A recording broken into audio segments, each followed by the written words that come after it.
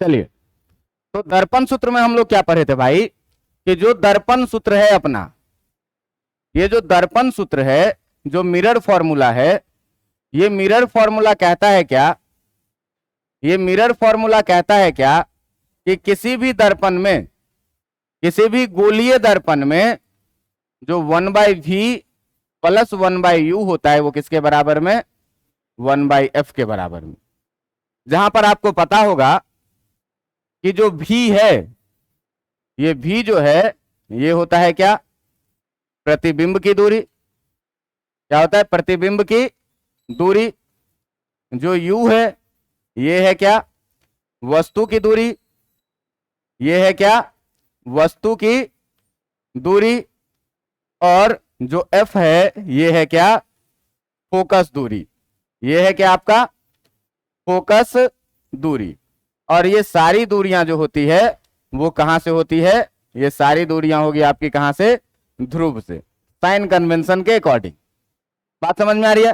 तो अगर आपसे कोई आदमी पूछे कि दर्पण सूत्र बताओ भाई, कि दर्पण सूत्र क्या है, आपसे पूछे आदमी कोई कि बताइए कि दर्पण सूत्र क्या है, तो आप सीधे सीधे कहिएगा क्या कि दर्पण सूत्र कहता है ये कि किसी भी गोलीय दर्पण, किसी भी गोलीय दर्पण के लिए, किसी भी गोलीय दर्पण के लिए जो है, किसी भी गोलीय दर्पण के लिए क्या होता है कि प्रतिबिंब की दूरी का व्युत्क्रम, प्रतिबिंब की दूरी का व्युत्क्रम, का व्युत्क्रम एवं वस्तु की दूरी का व्युत्क्रम, एवं वस्तु की दूरी का व्युत्क्रम जो होगा का योग, व्युत्क्रम का योग फोकस दूरी के व्युत्क्रम के बराबर होता है। फोकस दूरी के व्युत्क्रम के, फोकस दूरी के व्युत्क्रम के बराबर होता है, बराबर होता है। अब देखना कि अगर प्रतिबिंब के दूरी का व्युत्क्रम ले तो 1/v, वस्तु के दूरी का व्युत्क्रम ले तो कितना, बराबर किसके हो जाएगा, फोकस दूरी का व्युत्क्रम कितना, 1/। ये किसी भी गोलीय दर्पण के लिए है और इसी को हम लोगों को क्या करना है, सिद्ध करना है। तो इसको सिद्ध करने के लिए हम लोग अलग अलग तरह के दर्पणों का उपयोग करके देखेंगे। दो तरह के गोलीय दर्पण है अपने पास, एक उत्तल दर्पण और एक अवतल दर्पण। तो अवतल दर्पण के लिए भी सिद्ध करेंगे, उत्तल दर्पण के लिए भी। इसीलिए क्योंकि बोर्ड एग्जाम में कभी कभी क्या करता है, आपसे आइडेंटिफाई करके पूछ देता है कि उत्तल दर्पण के लिए सिद्ध करिए या अवतल दर्पण के लिए सिद्ध करिए। इसीलिए हमको दोनों तरीकों को जानना बहुत ही जरूरी है। और दोनों तरीका में हम लोग सबसे पहले इस दर्पण सूत्र को सिद्ध करेंगे किसके लिए, तो अवतल दर्पण के लिए। हम लोग सिद्ध करेंगे किसके लिए, अवतल दर्पण के लिए। ध्यान देना कि बहुत ही आसान है और बहुत ही आसान है, बस आपको क्या करना है कि थोड़ा सा ध्यान दे करके चीजों को देखना है। बात समझ में आ रहा है। अब देखो कि अवतल दर्पण के लिए हम लोग मान लेते हैं क्या कि एक अवतल दर्पण अपने पास में है, अपने पास में एक अवतल दर्पण है। इस अवतल दर्पण का जो उत्तल सतह है, ये उत्तल सतह कैसा है, रजतित किया हुआ है। बात समझ में आ रहा है। इस अवतल दर्पण का, इस अवतल दर्पण का जो है, तो अगर हम लोग मुख्य अक्ष का बात करें तो अवतल दर्पण का मुख्य अक्ष कुछ ऐसा होगा, जो दर्पण को जिस बिंदु पर काटती है उस बिंदु को हम लोग क्या बोलते हैं, ध्रुव P। और इस अवतल दर्पण का केंद्र कहीं ना कहीं इधर होगा, जिसे हम लोग क्या बोलते हैं, C। आपको पता है कि C और P के बीच में ही कहीं ना कहीं इस अवतल दर्पण का फोकस भी होगा। बात समझ में आ रही है। प्रकाश के परावर्तन के नियमों को अगर देखा जाए तो प्रकाश के परावर्तन के नियमों में हमने देखा है क्या कि अगर नॉर्मल के अलोंग कोई लाइट रे जाएगा तो वो उसी रास्ते पर वापस आ जाएगा। और आपको पता है कि प्रिंसिपल एक्सिस ऑल्सो एक नॉर्मल है, और अगर प्रिंसिपल एक्सिस से हम कोई लाइट रे भेजेंगे तो वो उसी रास्ते पर क्या होगा, वापस हो जाएगा। हम क्या करते हैं कि इसमें कहीं पर भी एक हम लोग क्या करते हैं भाई कि हम लोग कहीं पर भी क्या करते हैं कि एक वस्तु को रख लेते हैं और इस वस्तु को हम लोग रख लेते हैं मान लो यहां पर, और ये है अपना क्या ऑब्जेक्ट ओ। इस ऑब्जेक्ट से अनंत रेखाएं निकलेगी, अनंत रेखाएं निकलेगी तो ध्यान दीजिएगा कि अनंत रेखाओं में एक रेखा तो अपनी ऐसी होगी जो इसी प्रिंसिपल एक्सिस से जाएगी और इसी पर वापस भी आ जाएगी, इसी से जाएगी और इसी से वापस भी आ जाएगी। और एक दूसरी रेखा हम लोग क्या करते हैं कि इस पर आपतित करवाते हैं यहां से कुछ इस तरीके से, यहां से कुछ इस तरीके से। अब यहां से अगर आप ध्यान दीजिएगा तो हम अगर यहां पर नॉर्मल ड्रॉ करेंगे तो नॉर्मल इस बिंदु पर कैसा हो जाएगा, सी को मिलाने वाला लाइन कुछ ऐसा हो जाएगा कि नहीं। और सी को मिलाने वाला लाइन मतलब कि ये जो आपका आपतित किरण है और ये जो अविलंब है, इस अविलंब के बीच के कोण को अगर हम लोग थीटा मान लें आपतन कोण, तो प्रकाश की किरण यहां से उतनी ही कोण बनाते हुए परावर्तित हो जाएगी और परावर्तित होने के बाद ये कुछ इस बिंदु पर आकर के मिलेगी। तो देखो एक किरण ऐसे गया था, ऐसे ही वापस आ गया था, और एक किरण ऐसे गया तो परावर्तन के बाद क्या हुआ, ये इस बिंदु पर मिला। मतलब कहीं ना कहीं वस्तु का इमेज आई जो बना ये इसी बिंदु पर बना है। बात समझ में आ रहा है।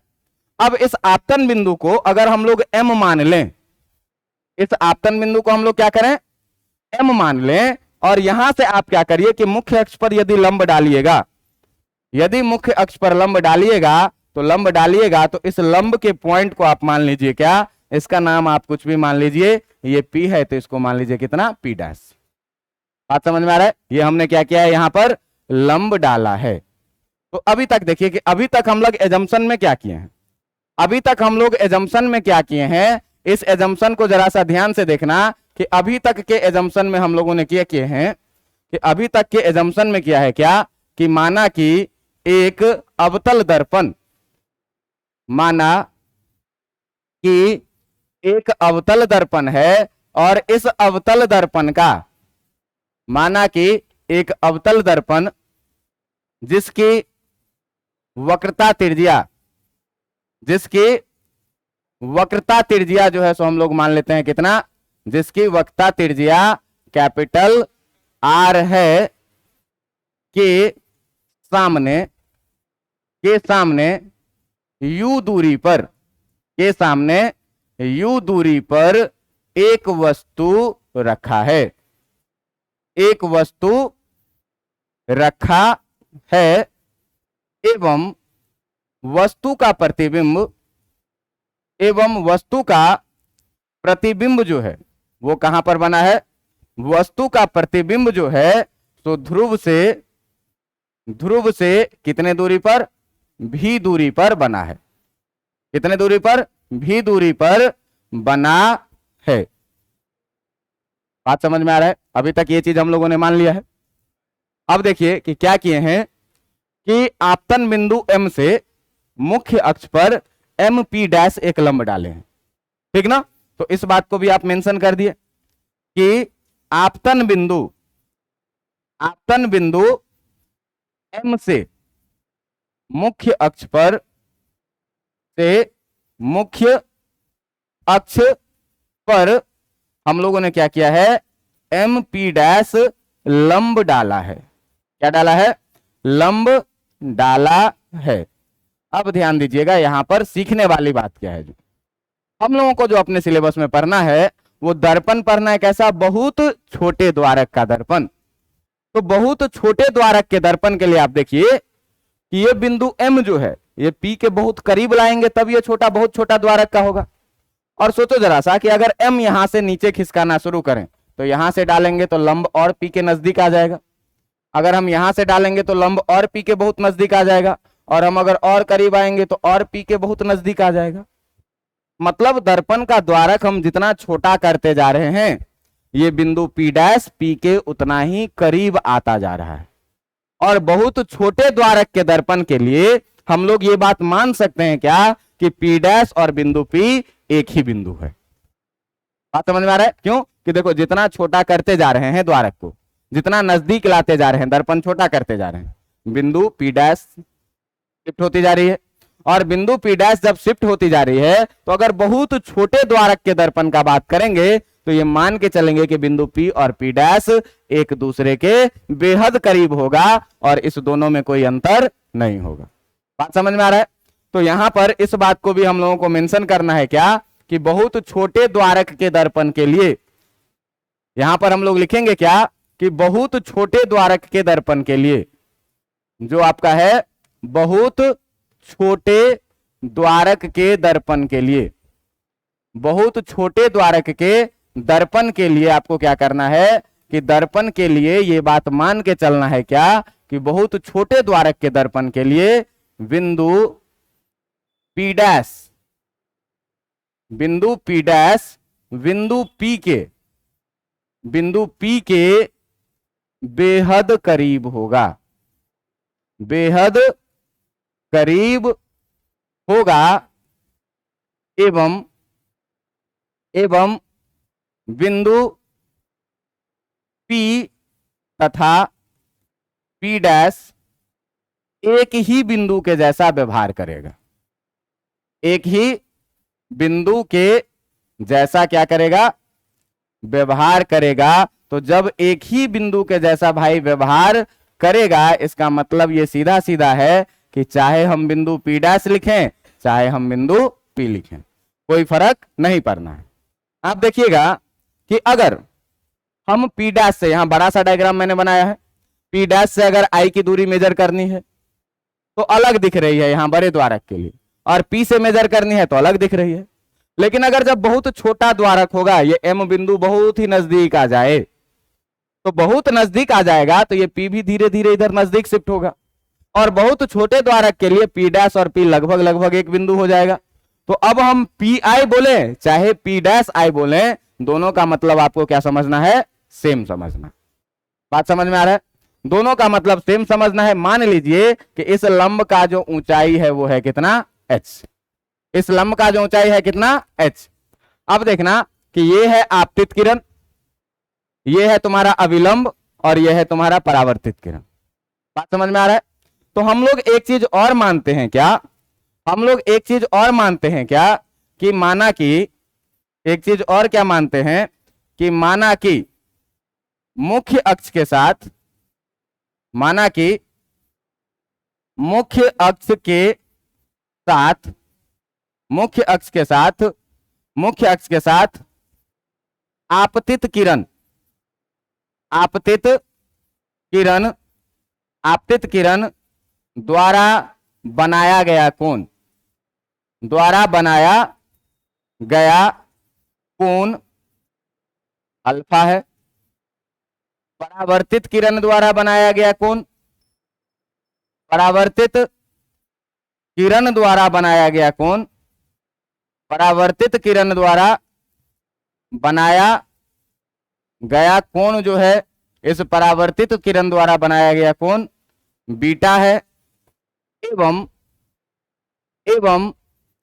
अविलंब द्वारा, एवं अविलंब द्वारा बनाया गया कोण जो है, एवं अविलंब द्वारा बनाया गया कोण गामा है।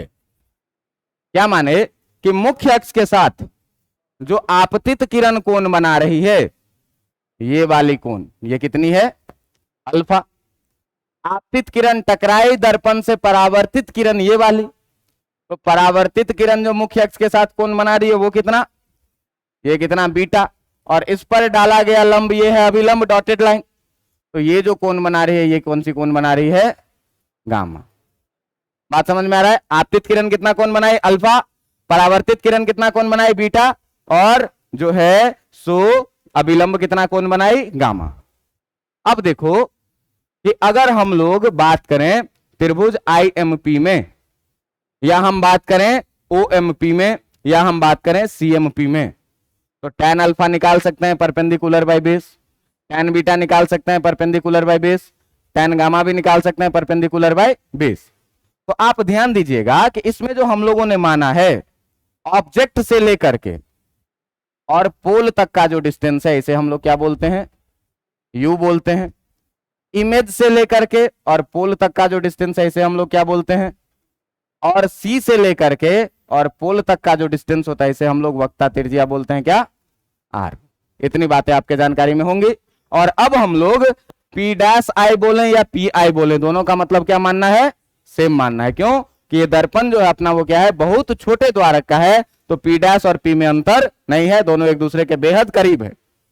तो देखिएगा कि अगर हम tan अल्फा लिखना चाहें, अगर हम लिखना चाहें यहां से क्या कि tan अल्फा, ध्यान देना, tan अल्फा साइन कन्वेंशन के साथ लिखेंगे। तो यहां से देखो कि tan अल्फा इस वाले त्रिभुज में बात करोगे ओएमपी में, तो ओएमपी में जब बात करोगे लिख ही दो, त्रिभुज ओएमपी में tan अल्फा बराबर परपेंडिकुलर बाय बेस लिखिएगा।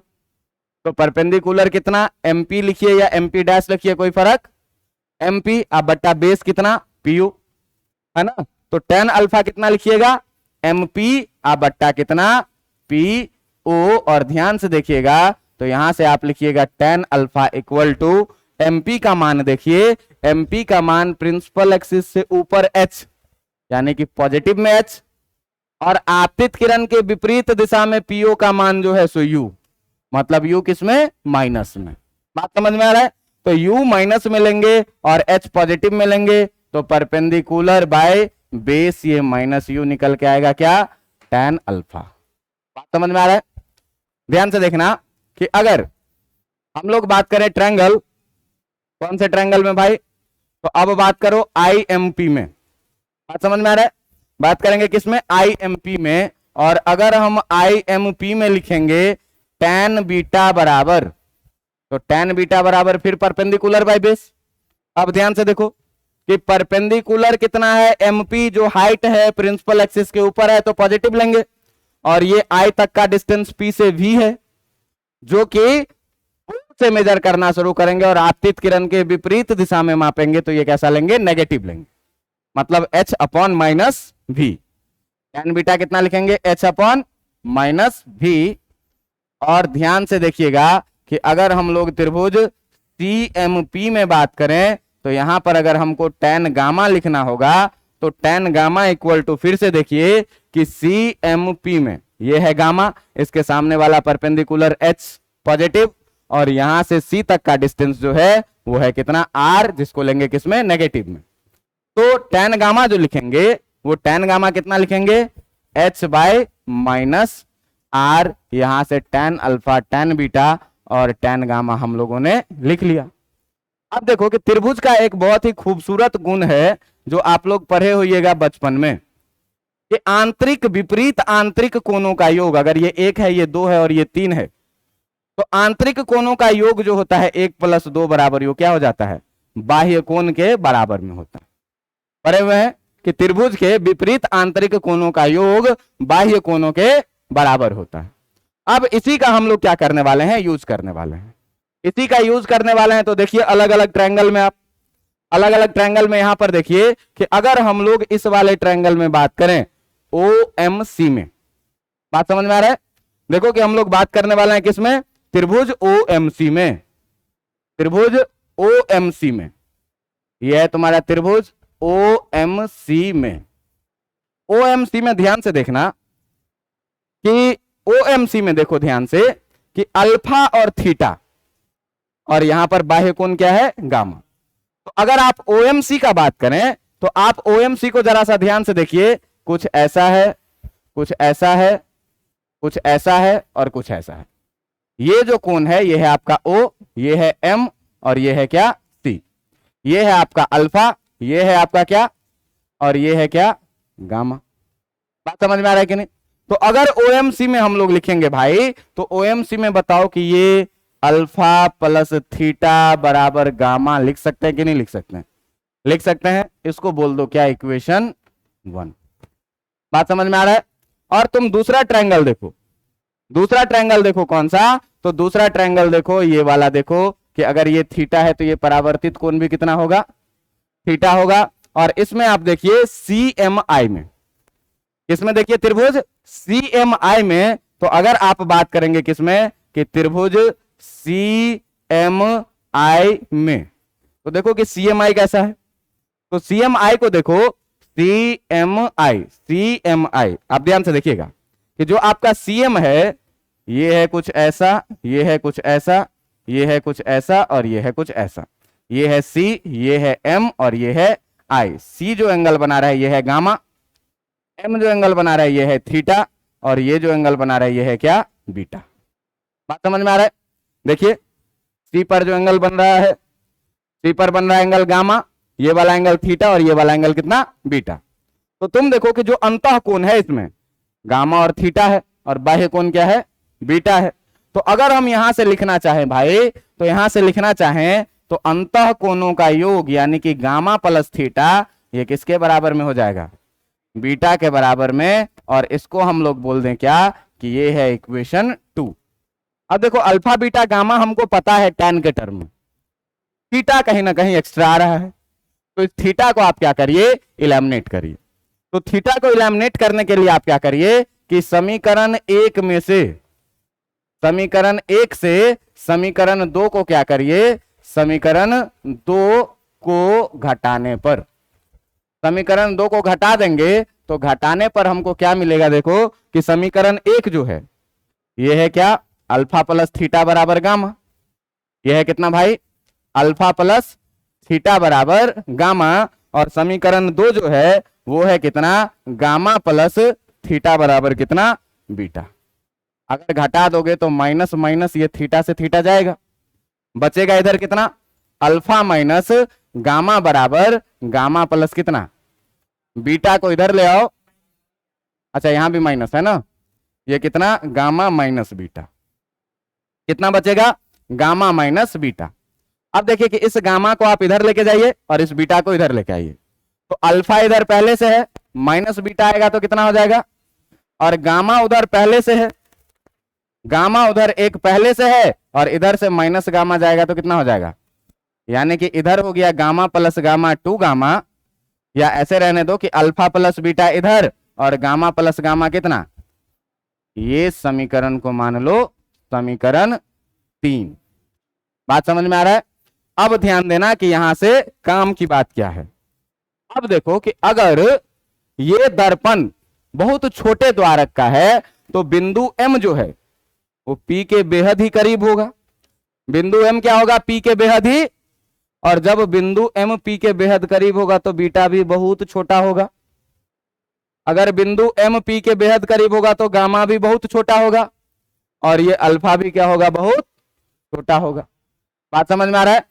तो बहुत छोटे द्वारक के दर्पण के लिए, बहुत छोटे द्वारक के दर्पण के लिए अगर हम लोग बात करेंगे कि बहुत छोटे द्वारक के दर्पण के लिए, तो बहुत छोटे द्वारक के दर्पण के लिए अगर बात करिएगा तो बहुत छोटे द्वारक के दर्पण के लिए जो है, बहुत छोटे द्वारक के दर्पण के लिए अल्फा बीटा तथा गामा का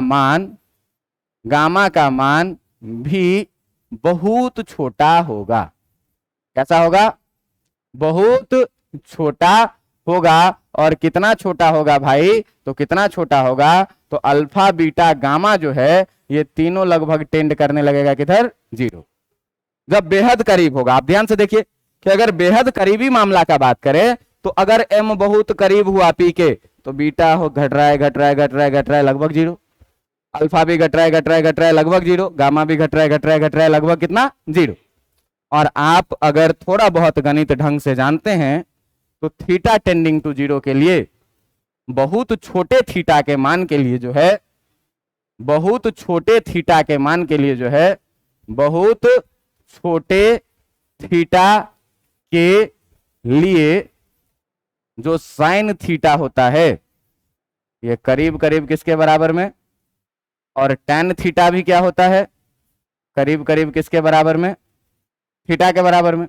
तो अल्फा बीटा और गामा बहुत छोटा है, इसका मतलब जो tan अल्फा होगा ये करीब करीब किसके बराबर में हो जाएगा, tan अल्फा जो करीब करीब हो जाएगा ये किसके बराबर में, अल्फा के बराबर में।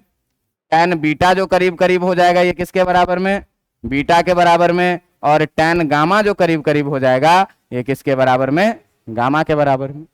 ये मैथ्स में पढ़े होंगे कि sine theta tending to 0, theta tending to 0 तो साइन थीटा भी टेंडिंग टू कितना, और tan थीटा भी टेंडिंग टू कितना, तो बहुत छोटे एंगल के लिए sin थीटा और tan थीटा का वैल्यू थीटा के बराबर ही हो जाता है।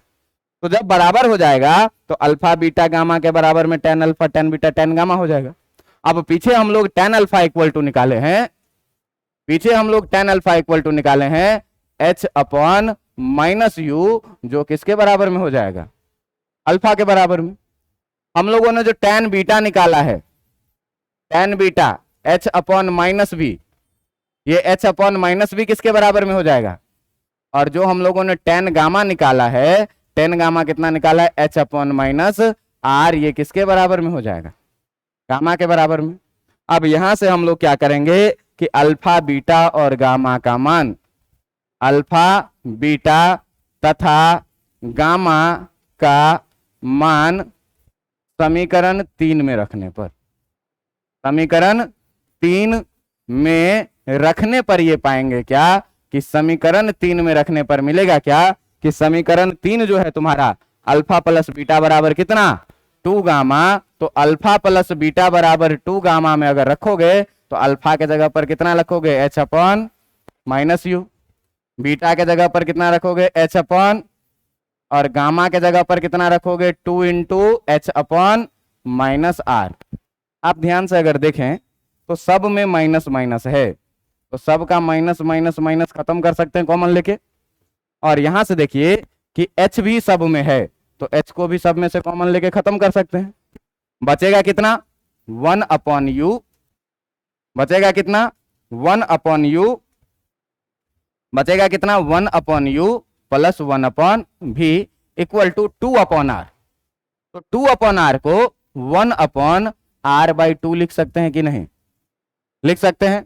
और हम लोग जानते हैं क्या कि छोटे द्वारक के दर्पण के लिए, छोटे द्वारक के दर्पण के लिए जो होता है, छोटे द्वारक के दर्पण के लिए हम लोग पढ़े हैं क्या कि दर्पण के लिए जो है भाई, यदि सारी मान्यताएं सही है, यदि सारी मान्यताएं जो है, जो हम लोगों ने अभी तक माना है, यदि सारी मान्यताएं सही है तो हम लोग ये जानते हैं क्या कि f बराबर कितना होता है, r/2। ये भी बहुत छोटे द्वारक के दर्पण के लिए, तो r/2 का मान f रख सकते हैं कि नहीं रख सकते हैं। तो जो पिछला इक्वेशन है 1/u plus 1/u equal to 1/r/2, तो r/2 के जगह पर f रख सकते हैं। तो ये जो समीकरण हो जाएगा आपका कितना, 1/u plus 1/v equal to कितना, 1/f। और यही क्या है, दर्पण सूत्र है। यही क्या है आपका, ओके सर ये कहाँ था, ये वाला न था, 1/v plus 1/u equal to 1/f, दोनों एक ही चीज। बात समझ में आ रही है कि नहीं आ रही है, आ रही है। तो ये था कि आपका अवतल दर्पण के द्वारा दर्पण सूत्र को हम लोग कैसे सिद्ध करेंगे। कोई बहुत बड़ी मैथमेटिक्स नहीं लगानी है, दो चीज का ध्यान रखना है कि बहुत छोटे एंगल के लिए साइन थीटा और टैन थीटा थीटा के बराबर होता है, और दूसरा चीज क्या कि अंतः कोणों का योग बाह्य कोण के बराबर होता है। लगाएंगे, समीकरण बनाएंगे, वैल्यू पुट करेंगे, कहानी खत्म। बस है क्या कि मान्यताएं लिखनी है, और हम लोग जो भी दर्पण सूत्र पढ़ रहे हैं वो किसके लिए, छोटे द्वारक के लिए। अब छोटे द्वारक के लिए पढ़ लिए भाई, किसके लिए, ये अवतल के लिए। जरा सा सर उत्तल के लिए दिखाते तो ज्यादा मजा आता है ना। तो देखो उत्तल के लिए भी बहुत तीर मारना नहीं है, अब हम इतना करेंगे नहीं, अब हम खाली मैथमेटिकल चीज दिखाएंगे। हम बहुत मान्यता लिख लिख के यहाँ पर किए, सारी मान्यताएं पिछले के लिए भी सही है। अभी मैं जो उत्तल के लिए काम करूंगा उसमें जितनी भी मान्यताएं होंगी वही सारी मान्यताएं अवतल के लिए भी वैलिड है, और जो अवतल के लिए लिखा है वही उत्तल के लिए भी वैलिड होगा। बस खाली मैथमेटिकल टर्म क्या होगा, जो देखिए आएगा यही चीज, बस खाली कुछ नहीं बदलना है, कुछ नहीं बदलना है। अब देखो कि इसी में जो हम लोग दूसरा देखेंगे, वो दूसरा देखेंगे किसके लिए भाई, तो दूसरा देखेंगे किसके लिए, उत्तल दर्पण के लिए, उत्तल दर्पण के लिए। अब देखो कि उत्तल दर्पण के लिए क्या करोगे, तो उत्तल दर्पण के लिए क्या बनाओ, एक उत्तल दर्पण बनाओ, और इस उत्तल दर्पण में, इस उत्तल दर्पण में अगर ध्यान से देखोगे तो उत्तल दर्पण का जो मुख्य अक्ष होगा, ये उत्तल दर्पण का मुख्य अक्ष, उत्तल दर्पण का जो मुख्य अक्ष होगा, ये उत्तल दर्पण का मुख्य अक्ष आपका कुछ ऐसा होगा, उत्तल दर्पण का मुख्य अक्ष कुछ ऐसा होगा। थोड़ा और लंबा ले लीजिए,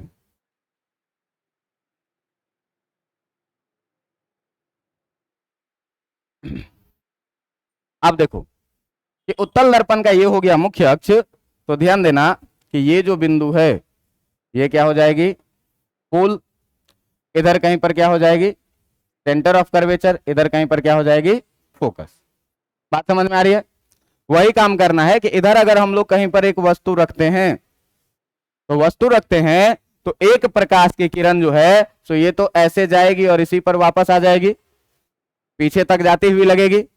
और एक प्रकाश की किरण मान लीजिए क्या कि यहां से ऐसे निकली और ये परावर्तन के बाद मान लीजिए कि यहां पर अगर हम लोग अभिलंब डालेंगे, तो यहां पर अगर हम लोग अभिलंब डालेंगे तो अभिलंब कैसा बनेगा, सी से होकर के गुजरने वाली रेखा अभिलंब बनेगी, है ना। और सी से गुजरने वाली रेखा जब अभिलंब बनेगी भाई, तो अभिलंब के साथ जो आपतित किरण का कोण बनेगा, ये वाला कोण, ये कितना हो जाएगा, अल्फा ने इसको मान लो क्या, थीटा। और यहां से जो ये कोण परावर्तित होगा आपतित किरण, ये उतना ही कोण बनाते हुए क्या होगा, यहां से परावर्तित हो जाएगा। और यहां से जब ये उतना ही कोण बनाते हुए परावर्तित होगा, तो ध्यान दीजिएगा कि ये परावर्तित होकर के तो उधर चला गया। अब इसका और उसका मिलना जो है सो संभव नहीं है। अब इसका और इसका मिलना संभव नहीं है। ये ऐसे वापस आया और ये इधर गया, नहीं मिलेगा। तो मिलता हुआ लगेगा कहां पर भाई, तो मिलता हुआ लगेगा कि ये प्रकाश की किरण कहीं इधर आकर के मिल गई। और जब इधर आकर के मिल गई तो जहां पर मिलेगी उसी बिंदु पर क्या ये बनाएगी, इमेज। और इस बिंदु पर क्या था आपका, ऑब्जेक्ट। बात समझ में आ रहा है। ये कोण अगर थीटा है तो देखिए तो परावर्तन कोण भी कितना हो जाएगा, थीटा हो जाएगा। सम्मुख कोण बराबर होते हैं, तो ये कोण अगर थीटा है तो ये कोण भी कितना हो जाएगा, थीटा। वही चीज है क्या कि मुख्य अक्ष के साथ आपतित किरण बनाई अल्फा एंगल, परावर्तित किरण जो एंगल बनाई ये एंगल कितना तुम्हारा, बीटा एंगल। और अविलंब जो एंगल बनाई ये एंगल तुम्हारा कितना एंगल, गामा एंगल। और जिस बिंदु पर आपतित किरण पड़ी उसका नाम हमने क्या रखा था, एम। फिर से क्या करिए, एम से मुख्य अक्ष पर लंब डालिए। एम से मुख्य अक्ष पर लंब डालिएगा तो ये पॉइंट पी था, इसका नाम क्या रखेंगे, बहुत छोटे द्वारक के लिए पी और पी डैश एक दूसरे के बेहद करीब होगा। अब देखो कि अगर हम ध्रुव से ओ तक के डिस्टेंस को बोलते हैं यू, इमेज तक के डिस्टेंस को हम लोग बोलते हैं वी, और सी तक के डिस्टेंस को हम लोग क्या बोलते हैं, आर। तो अब की बार ध्यान देना कि आपतित किरण के विपरीत दिशा में केवल यू है, भी और आर आपतित किरण के दिशा में ही है। तो दिशा में ही है तो आप ध्यान से देखिएगा कि अगर हम लिखना चाहें क्या, tan अल्फा बराबर, तो tan अल्फा बराबर परपेंडिकुलर एमपी, जिसका हाइट हम लोग फिर भी कितना मान लेंगे, h। और मुख्य अक्ष के ऊपर है तो इसको पॉजिटिव लेंगे। और u आपतित किरण के विपरीत दिशा में है, आपतित किरण इधर और ये u किधर, इस साइड, तो नेगेटिव लेंगे। अगर tan बीटा लिखना चाहें तो tan बीटा लिखना चाहें तो देखो tan बीटा लिखना चाहें तो परपेंडिकुलर कितना, h, परपेंडिकुलर कितना, h। लेकिन अब की बार जो भी है वो आपतित किरण के दिशा में ही है, तो आपतित किरण के दिशा में ही है तो पॉजिटिव में भी लिखेंगे। और अगर tan गामा लिखना चाहें तो tan गामा अगर लिखना चाहें तो परपेंडिकुलर जो कि मुख्य अक्ष के ऊपर है पॉजिटिव, और r जो कि आपतित किरण के दिशा में ही है वो कैसा, पॉजिटिव। अब देखिए कि यहां पर अंतर कोण बाह्य कोण कैसे लगाएंगे सर, तो यहां पर अंतः कोण बाह्य कोण लगाने के लिए तुम अगर जरा सा ध्यान से देखोगे तो तुम्हारे पास तुमको दिखेगा क्या कि दो त्रिभुज देखो ध्यान से, ये दो त्रिभुज देखो, एक देखो OMC, ठीक है। तो OMC में आप देखिएगा क्या कि OMC में देखिएगा कि अल्फा और गामा ये दोनों अंतः कोण है, तो ये थीटा जो है वो क्या है, बाह्य कोण है, ठीक है। तो देखिए यहां से कि त्रिभुज OMC, OMC को आप देखिए तो ध्यान से है कुछ ऐसा, ऐसा, यहां से है कुछ ऐसा और यहां से है कुछ ऐसा। ये है आपका अल्फा, ये है आपका गामा और ये है आपका कितना, थीटा। यही पॉइंट है O, यही पॉइंट है M और यही पॉइंट है क्या, C। तो इस OMC में आप देखिए कि अल्फा प्लस गामा बराबर थीटा लिख सकते हैं कि नहीं लिख सकते हैं, लिख सकते हैं। तो यहां पर जब हम लोग समीकरण लगाएंगे तो समीकरण कितना हो जाएगा, अल्फा प्लस गामा बराबर कितना, थीटा। ये हो गया कितना, समीकरण 1। बात समझ में आ रहा है।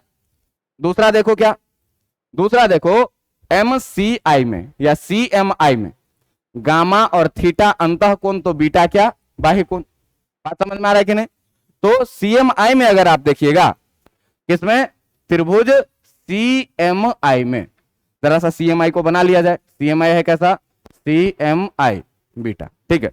देखो CMI है कैसा, ऐसा ऐसा ऐसा, ये वाला कोण है बीटा, ये वाला कोण है गामा, और ये वाला कोण है कितना, थीटा।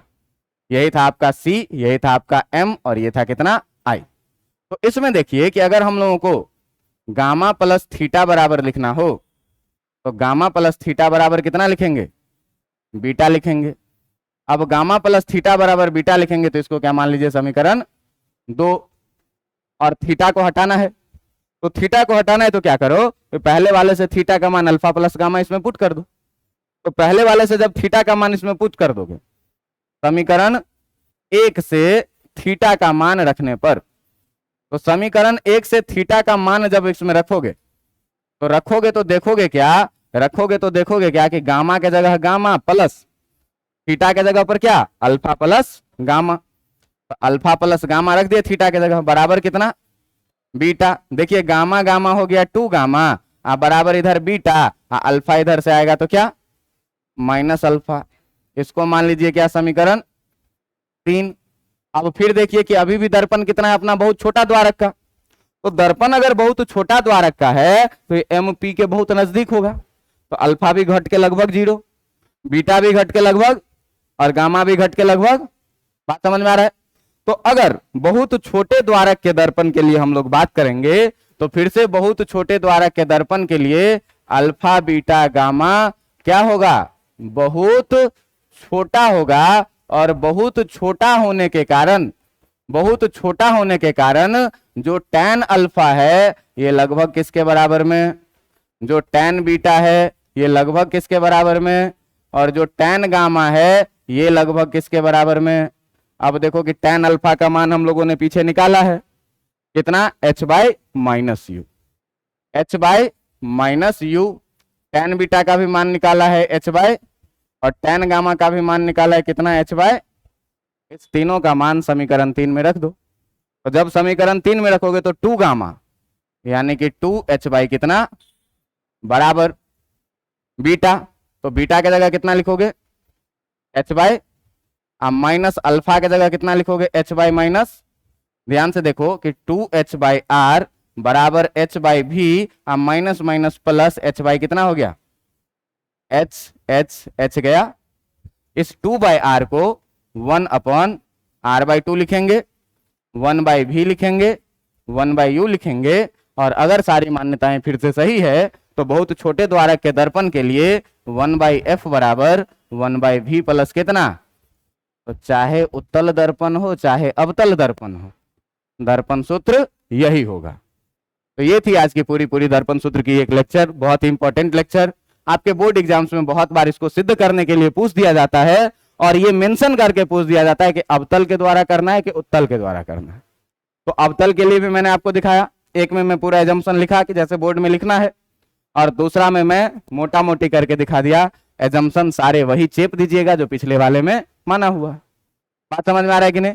तो कुछ बदलता नहीं है, सारा चीज वैसे ही है और सूत्र भी वही आता है, लेकिन थोड़े से तरीके क्या हो जाते हैं, थोड़े से स्लाइटली डिफरेंट हो जाते हैं। तो इस डिफरेंशिएशन के साथ आप क्या करिएगा, इस दोनों को बढ़िया से अपने कॉपी में नोट कर लीजिएगा, और अगले दिन दर्पण सूत्र के साथ साथ आवर्धन भी पढ़ के आइएगा। तो इस टॉपिक से रिलेटेड जो न्यूमेरिकल क्वेश्चंस हैं, इस न्यूमेरिकल क्वेश्चंस में हम लोग बचपन वाले क्वेश्चन में अब नहीं जाएंगे कि यू पता है, बी पता है, एफ निकालो, एफ पता है, बी पता है, यू निकालो, ये सब नहीं। कुछ ठीक ठाक लेवल के क्वेश्चन करेंगे जिसमें आप आवर्धन में मैंने जितनी भी बातें आपको पढ़ाई है कल, वो सारी चीजें आप एक बार पढ़ के आएंगे कि वास्तविक प्रतिबिंब के लिए आवर्धन ऋणात्मक होगा, आभासी के लिए आवर्धन धनात्मक होगा। आवर्धन 1 होने का मतलब होता है कि वस्तु का आकार और प्रतिबिंब का आकार बराबर है। 1 से कम होने का मतलब होता है क्या, कि प्रतिबिंब छोटी है, वस्तु बड़ी है। और 1 से अधिक होने का क्या मतलब होता है कि प्रतिबिंब बड़ी है और छोटी है। तो कोई कहे कि 2 गुना बड़ा प्रतिबिंब बना और वास्तविक बना, क्या कहे आपसे कि 2 गुना बड़ा वास्तविक प्रतिबिंब बना, तो वास्तविक बना मतलब नेगेटिव, 2 गुना मतलब -2। 2 गुना आभासी प्रतिबिंब बना, इसका मतलब +2। बात समझ में आ रहा है? तो इस तरीके से आवर्धन के मान को लेना है। ठीक है, तो अगले दिन हम लोग इस टॉपिक पर पूरा न्यूमेरिकल करेंगे, इसी उम्मीद के साथ कि आप लोग पढ़ के आएंगे। इट मे बी कि मैं पूछूं भी, क्यों कि मैं इतने दिन से बस पागल के जैसे पढ़ा रहा हूं, अभी तक पागलपंती वो नहीं आया कि पूछूं और फिर पीटूं, बहुत दिन से। ठीक है, तो पढ़ के आइएगा। चलिए, काफी आज के लिए।